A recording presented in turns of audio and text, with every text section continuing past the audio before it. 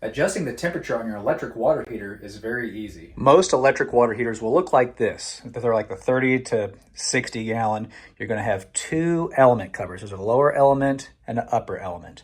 Most of the thermostats to adjust the temperature are going to be behind this cover.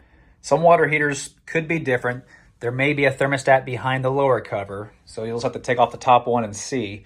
And there were some older like Whirlpool water heaters that had a control panel up here, and it had a dial where you could adjust the temperature. So first thing we want to do is remove this cover. So this one has Phillips. You know, a lot of the electric water heaters have Phillips screws to hold on the cover. Some of them will have a 1/4-inch hex head. Now, if you don't feel comfortable taking this cover off with the electrical components behind there energized, then go to your electrical panel and find the water heater breaker and turn it off. Or you might follow the circuitry back and there might be a disconnect nearby to where you can just turn off the power right at the water heater. So go ahead and remove this cover.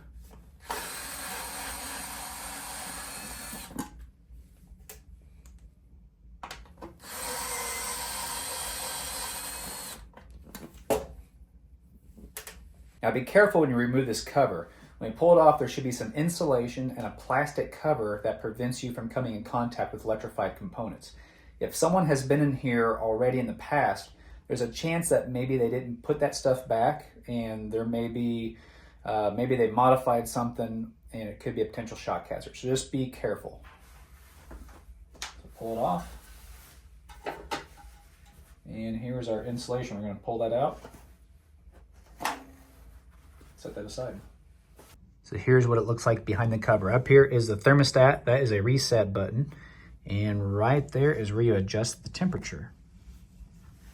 So on this one, we can just take a flathead screwdriver, stick it in there. You can adjust the temperature to whatever we want. So we'll just set it right there. Now this plastic cover is protecting us from getting shocked because there's some circuitry behind here, but when you got this cover off, you might take a look and just make sure that there's nothing leaking around that element. Right there, that's the element that goes into the tank and heats the water. And so there's a rubber seal around that hex head. If it's not tight, it could be a spot where a leak would occur. And so just look around. We don't have any corrosion, don't have any water leaking out, so that's a good thing. Look at our wires, make sure that nothing is melted, and everything looks really good. Once you have the temperature adjusted, then go ahead and put all the insulation back. And your insulation may look completely different. Some of it is like a longer piece that you got to pull up, like a flap. This one just simply pulls out.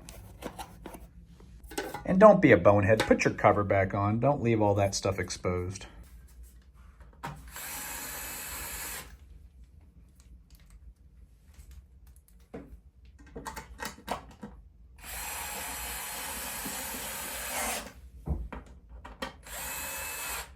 Now, how hot should our water be?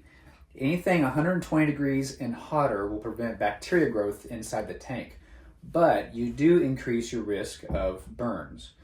So you'll have to decide how hot you want your water. So let me know in the comments how hot you'd like to have your water.